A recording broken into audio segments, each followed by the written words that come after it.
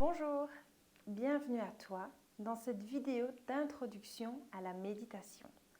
Dans cette vidéo, je vais t'expliquer ce qu'est la méditation, à quoi elle sert et comment faire pour qu'elle se passe dans les meilleures conditions possibles afin que tu puisses en tirer le meilleur parti.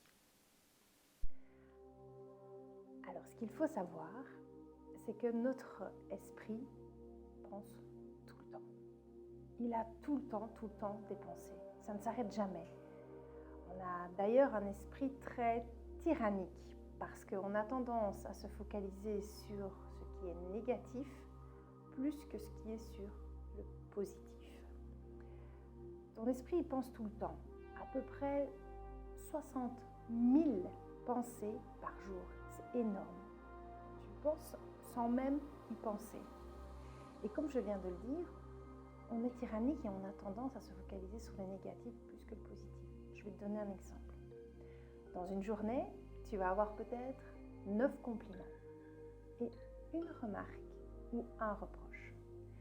Qu'est-ce que tu vas retenir? Sur quoi tu vas te focaliser? Sur la remarque et le reproche, plus que sur les 9 compliments. Pourtant, c'est pas du tout équitable. Il y a beaucoup plus de positifs que de négatifs. Mais c'est ainsi. On est fait malheureusement comme ça. On se focalise plus sur le négatif que sur le positif. Notre esprit, il pense tout le temps. Des fois, je suis sûre que tu vas te reconnaître là-dedans, on a envie d'appuyer sur un bouton et de le mettre en off, surtout quand on dort et que ça réfléchit tout le temps, qu'on gamberge, on pense. Ça ne s'arrête jamais. Tu as envie de déconnecter, mais c'est impossible. Ce n'est pas possible. C'est comme ça, c'est humain. La méditation, elle va servir à quoi? Eh bien, elle va servir justement à aider ton esprit à se focaliser plus sur le positif et à ne pas faire attention et à laisser s'évaporer les pensées qui sont inutiles au bonheur. Donc avec, à force de pratique de méditation, tu vas habituer, un peu comme si tu musclais ton esprit, ta tête, et que tu l'habitues à balayer les mauvaises pensées inutiles au bonheur et à le muscler, à se nourrir des pensées positives pour le bonheur. D'accord? Donc ça sert en gros à ça. Ça va aussi sécréter un tas d'hormones qui vont être hyper positives, les fameuses hormones du bonheur. Ça va t'aider à mieux dormir, à être plus détendu, plus zen, plus apaisé, plus créatif aussi. Tu vas avoir un esprit plus vif. Tout ça parce que tu vas entraîner ton esprit. Et donc, c'est toutes des choses hyper positives, tout ça. Plus d'hormones positives du bonheur, meilleur sommeil, plus de créativité, plus de positif, plus d'intelligence aussi. Et en fait, on se sent bien, on est plus détendu pour soi, mais pour les autres aussi, parce que ça se reflète de l'extérieur. Il n'y a pas que à soi que c'est bénéfique, parce que tous les gens qui vont vous côtoyer, vous allez tellement mieux, plus ouverts, plus positifs, qui vont le ressentir et ça va leur donner de l'énergie positive aussi à eux. Donc voilà, c'est simplement entraîner ton esprit à se muscler, à penser positif.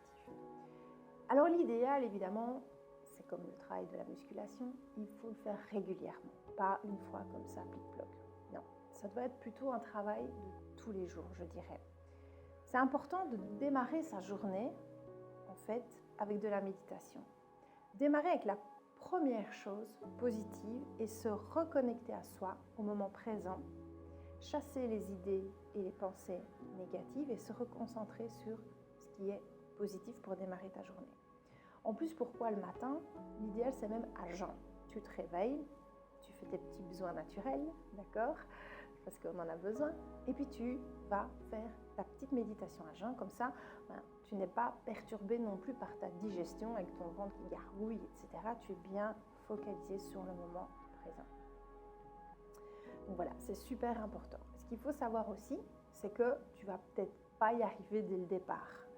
Il faut environ 3 semaines de pratique afin qu'on rentre facilement dedans et que ça devienne une habitude, une routine. Mais avant de démarrer, ce qui est extrêmement aussi important, c'est que tu te crées une espèce de rituel, d'ambiance, un petit peu comme la Madeleine de Proust. Quand tu sens l'odeur, ça te fait penser à la Madeleine. Eh bien, c'est pareil. Quand tu vas rentrer dans ton espace zen ou même aménager un tout petit coin comme ça, quand tu vas le voir, sentir les odeurs, etc., allumer ta bougie, ben tout de suite, tu vas te conditionner et tu vas déjà te détendre et tu vas te dire « Ah, je vais passer un bon moment là maintenant. Je vais être détendue et je vais prendre du temps pour moi, pour me recentrer sur moi-même. » Ça ne doit pas être long, 10 minutes, c'est très bien. Moi, je fais ça tous les matins, 10 minutes. Je mets ma minuterie et je la fais sonner, pas quelque chose d'agressif, mais quelque chose de très très zen, des petites clochettes pour me dire « Ah, il est temps d'arrêter. » Et je sais, et comme ça, je ne dépasse pas non plus, parce que quand on est bien concentré, quand on est bien dans cette méditation, on peut rester super méga longtemps. Alors, pour avoir ton petit espace zen, regarde, moi, qu'est-ce que je fais?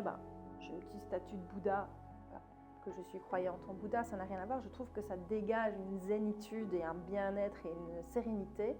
Donc, ça me donne envie d'être calme. J'ai mis ici un petit œuf qui diffuse des huiles essentielles avec des pierres de sel, avec une belle lumière, super agréable. J'ai un arbre de vie, j'ai des fleurs. Ce qui est important, c'est de t'allumer une bougie. D'accord? La flamme, c'est super bien, c'est super positif, c'est super important d'allumer une bougie. Si tu as, tu peux prendre des bâtons de sauge pour purifier l'atmosphère et pour te sentir bien. Et puis tu vas sentir, à force de sentir cette odeur, directement ça va t'apaiser tout de suite. Il y a du bois de Palo Santo.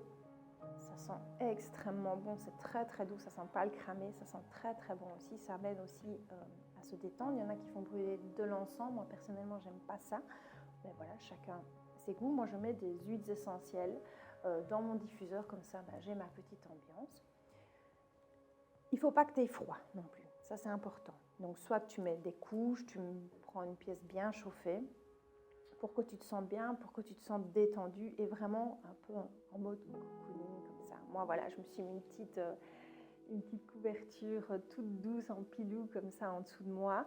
Je m'assieds sur 2 coussins bien moelleux, ça je suis bien à l'aise, je suis bien confort. Donc tout rassemblé, si tu veux, tu as ton coussin, tu as ton petit tapis ou pas, ça dépend de toi, tes petites bougies, et puis c'est tout. Tu as juste besoin d'un petit espace comme ça, en fait. Et simplement, à l'odeur, fermer les lumières, tamiser les lumières, de te mettre là-dedans, allumer tes bougies, allumer tes sauges, et bien tout de suite, pouf, tu vas te mettre déjà dans ton ambiance et tu vas dire « Ah, ça y est, comme je viens de te le dire, je vais me sentir bien maintenant. » Donc voilà, c'est pour ça que c'est extrêmement important. Il faut aussi un endroit calme.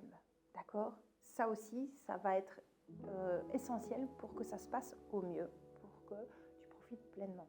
Donc, évite de faire ça, par exemple, dans la même pièce qu'un animal de compagnie. Tu peux être dérangé par ton chien, ton chat qui vient sur toi, etc. et qui te distrait. D'accord? Donc, c'est pas top, surtout au début, quand tu n'arrives pas bien à focaliser ton attention. Le mieux, c'est de n'avoir aucune perturbation extérieure, d'être au calme, on ne va pas venir ouvrir la porte, on ne va pas te déranger. Moi, je mets un petit mot sur ma porte d'ailleurs. Je suis en méditation, ne pas déranger, comme ça on respecte mon espace, mon intimité, mon moment zen à moi, et on ne vient pas m'embêter. Et là, je peux vraiment profiter pleinement. C'est pas idéal peut-être de mettre ce petit endroit-là dans ton bureau ou à l'endroit où tu travailles. Pourquoi? Parce que tu vas être trop détendu peut-être et travail et des fois stress et travail, c'est pas très compatible avec relaxation et détente, mais ça peut être une pièce de la maison, ça peut être la salle de bain, ça peut être ta chambre, peu importe, là où tu seras le plus confortable possible. D'accord? Donc ça, c'est vraiment essentiel, t'aménager un espace très très calme. Donc voilà, on va travailler avec la méditation en fait, simplement la respiration. On va respirer. C'est vital, respirer. C'est comme ça qu'on est en vie d'ailleurs. Et tu vas voir qu'à force de pratique, de maîtriser et de se concentrer sur ta respiration, même dans la vie de tous les jours, eh bien, tu as un moment de stress, tu as un moment où ça ne va pas, où tu ne te sens pas bien, où tu es en panique même avant un rendez-vous, ou avant un entretien, ou tu as une mauvaise nouvelle. Eh bien, à force de pratique, tu vas t'isoler, même sans faire tout ton rituel. Tu vas travailler sur ta respiration, tu vas te concentrer dessus et tu vas voir instantanément, tu vas te détendre. Même moi, par exemple, quand j'arrive pas à m'endormir le soir, je gamberge, ça part dans tous les sens, je me retourne, je me dis, allez, stop. Je me mets et je fais mes 3 grandes respirations bien profondes. Et bien chaque fois, après la 3e, je m'endors parce que j'ai plus de souvenirs. Tellement ça me détend en fait, tellement j'ai l'habitude que ça fasse un effet sur moi et que moment de lâcher prise, de bien-être, où je me reconcentre, où je suis bien. Donc voilà, ça peut vraiment t'aider aussi, donc, comme je viens de le dire, dans la vie de tous les jours. Ça crée plein de bénéfices. Alors, comment est-ce que ça se passe? Ce qu'il faut, c'est que tu t'installes confortablement. Moi, j'aime bien cette position en tailleur, d'accord? Mais tu peux le faire debout, pieds nus. Essaye de ne jamais avoir de chaussures quand tu fais ça, c'est mieux. Une tenue confortable, moi je le fais en pyjama le matin. Pieds nus, comme ça tu n'es pas gêné par tes chaussures, tu es beaucoup plus confort, avec des chaussettes ça va aussi. Ou debout, bien se tenir droit, les 2 pieds bien à plat au sol et bien ressentir le sol avec tes pieds. Ça peut être une bonne technique aussi. Il y en a qui le font couché, mais c'est risqué surtout de démarrer la méditation pour la première fois en étant couché, parce qu'il y en a beaucoup qui s'endorment. Ah oui, on se détend tellement qu'on s'endort, on pique du nez. Donc voilà, c'est pas mal si on veut apprendre à s'endormir le soir, mais pour démarrer et être pleinement conscient et profiter pleinement du moment, c'est mieux de le faire debout ou assis. Ça peut être assis aussi dans un fauteuil. Le but, c'est de ne pas être complètement avachi et laisser aller et pas les jambes en croisées, quoi. D'accord? Les 2 pieds bien à plat. Je ne sais pas te montrer ici, j'ai pas de chaise, mais les 2 pieds bien à plat, tu comprends ce que je veux dire, qui touchent le sol. Et ici, eh bien, mes jambes sont mises en indien, mes 2 pieds sont en contact avec le sol, mais pas ancrés. Mais en fait, j'ai mon chakra racine qui se trouve où il y a le plancher pelvien, le périnée, d'accord, le stop pipi, stop caca. C'est le premier des chakras et c'est le chakra racine, donc ancrage dans le sol, ressenti. On est là, on est vivant, on ressent. Et donc, le fait d'avoir ton périnée en contact avec le coussin ou le sol, t'ancres dans le sol, tu te sens bien, tu es bien ancré, etc. D'accord? Tu peux le faire aussi dehors. Moi, en été, quand il fait beau, hop, je vais dehors et je fais ma méditation dehors. Je mets une petite musique zen dans mes écouteurs de la méditation que j'ai téléchargée sur les plateformes. Je le fais aussi en mettant ma musique quand je suis à la maison aussi pour être vraiment dans un espace détendu parce que les musiques de méditation, en fait, elles ont, je ne retrouve plus sur le mot, mais enfin, une vibration, voilà, un champ vibratoire qui fait que ça apaise et que ça calme. Elles ne sont pas dans les aigus, ni dans les boum-boum, ni dans les forts. Ce sont des musiques qui sont faites exprès pour apaiser et pour être bien. D'accord? Donc, c'est sympa de mettre ça aussi parce que ça te détend aussi. Le fait d'entendre ce genre de son, ça te détendra aussi. Donc voilà, donc moi je me mets ici en tailleur, le périnée, alors périnée aussi dans l'herbe, assis comme ça en tailleur dans l'herbe, c'est super chouette parce que tu te reconnectes complètement à la nature, tu sens l'herbe, etc. Donc tu es complètement nature à ce moment-là. Donc fais ça là où tu te sens le mieux, c'est l'essentiel. On se tient droit, d'accord? On n'est pas voûté comme ça ni affalé, non, on se tient droit, on est alerte quand même. Tes mains, tu en fais ce que tu veux. Soit tu les poses sur tes cuisses, soit tu les mets vers le haut comme ceci, soit tu joins tes deux, ton pouce et ton index, soit tu les mets ici, au niveau de ton 2e chakra, d'accord? Donc le périnée et le 2e chakra. Voilà, et là tu te détends. Tu laisses aller, tu laisses aller tes bras, tu les crispes pas, tu les retiens pas. Et alors, dans la méditation, c'est bien de fermer les yeux, comme ça tu es pleinement concentré sur ce que tu fais. D'accord? Tu ressens ce que tu vas faire. Et le ressenti, c'est simplement l'air qui rentre par tes narines. Tu le sens rentrer dans ton corps et tu le sens sortir de tes narines. Et tu inspires par le nez et tu expires par le nez. À chaque fois par le nez, parce que le nez filtre mieux l'air. D'accord? Donc bien respirer par le nez, expirer par le nez. Dans la méditation, tu verras, je vais prendre le temps vraiment de te faire travailler ceci. On se concentre sur le ressenti. Donc le ressenti, soit de sentir l'air qui rentre par les narines, qui est plus frais que quand il ressort, puisqu'il a été chauffé par ton organisme, par ta température interne. Tu sens l'air frais qui rentre, l'air chaud qui sort.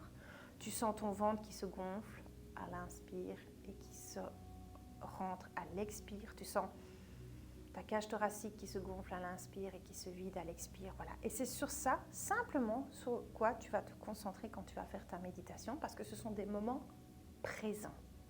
Dans la méditation, on ne pense pas à hier. Hier, c'est passé. Demain, c'est mystère, on ne sait pas. On ne sait pas ce qu'est l'avenir. Mais maintenant, le moment présent, c'est un cadeau présent. Et c'est ça qu'il faut penser quand tu médites. Tu penses au moment présent. Tu es là, tu te concentres sur ta respiration, de ce que tu vis là maintenant, sur ton ressenti. Dans la méditation aussi, ce qui est important, c'est de bien savoir faire la différence entre le plaisir, la joie et le bonheur. Le plaisir, c'est toujours lié à quelque chose d'extérieur. Donc, par exemple, je prends du plaisir en mangeant un bon gâteau au chocolat. Là, je prends du plaisir parce que ça dépend de la qualité de mon gâteau. Je prends du plaisir quand j'écoute une musique qui me fait du bien, quand je regarde un bon film. Je prends du plaisir quand je mange un bon repas. Ça, c'est une notion de plaisir, mais qui dépend de quelque chose d'extérieur. Il faut faire attention parce que si ton bonheur dépend du plaisir, le jour où tu n'as pas cet élément-là, le jour où tu n'as pas ta musique, où tu n'as pas de sortie, où tu ne peux rien faire, comme avec le Covid, etc. On a été un peu fermés, on n'a plus rien su faire, on a coupé nos moments de plaisir. Alors il ne fallait pas sombrer dans la dépression. Donc il fallait faire très attention justement à ce que notre bonheur ne dépende pas de moments extérieurs. C'est très important. Notre bonheur, il doit dépendre de la joie. Parce que ça, la joie, c'est comme ça. Ça dépend de rien en fait. Ça vient, c'est inexplicable, la joie. C'est naturel. Donc ton bonheur doit dépendre de la joie. Et le plaisir, c'est quelque chose d'extérieur. Donc si tu l'as pas, tu es malheureux. Ça ne va pas. J'ai une belle voiture, je ressens du plaisir, je suis heureux. Non. Il faut que tu arrives à être heureux sans ce qui est extérieur. Le Covid nous a bien aidés pour se recentrer sur ça d'ailleurs. Tu dois ressentir de la joie. On a tous de la joie en nous. C'est très important. Un enfant, quand il naît, il a de la joie. Il s'émerveille de tout. Repensez aux enfants, observez les enfants. Vous allez voir, ils sont dans la joie tout le temps, les enfants. C'est naturel, c'est spontané. Oh, quelle belle fleur. Oh, qu'il est beau le papillon. Oh, quel bel arbre. Oh, regarde maman les étoiles. Et ils ont les yeux qui brillent. Ils sont dans la joie. Ils s'émerveillent de tout. De tout. N'importe quoi, ils sont dans la joie. Et malheureusement, la vie quotidienne, les gens tristes, les gens gris, les gens malheureux, malheureusement, il faut vivre avec, nous enlève petit à petit cette notion de joie. Et donc, on perd notre joie. Et donc, on perd notre bonheur. Donc, ce qu'il faut, c'est arriver à se reconnecter à son enfant intérieur. Qu'est-ce que ça veut dire? Ça veut dire simplement décider de redevenir un enfant et de s'émerveiller de tout et de ressentir de la joie dans tout. Ça ne veut pas dire recommencer à faire bebe comme ça. Non, d'être un enfant ou de rire de tout. Enfin, si, on peut rire de tout en fait. Mais c'est retrouver ce côté naturel d'un enfant, cette joie naturelle d'un enfant. D'accord? Spontané, où on s'émerveille de tout, on aime bien. Oh, il pleut. Oh, il fait beau. Voilà, ressentir la joie dans tout dans la vie. Et vous allez voir comme votre bonheur va être beaucoup mieux parce que ça ne va pas dépendre de choses matérielles ou de choses extérieures. Ça va juste dépendre de ce que vous avez envie de ressentir, de la joie dans tout. D'accord? Donc c'est ça qui est important aussi, c'est que dans la méditation, on va travailler sur le bien-être, le bonheur. D'accord? Et il faut ressentir de la joie et non pas du plaisir. Voilà, je pense que vous m'avez bien suivi à ce niveau-là.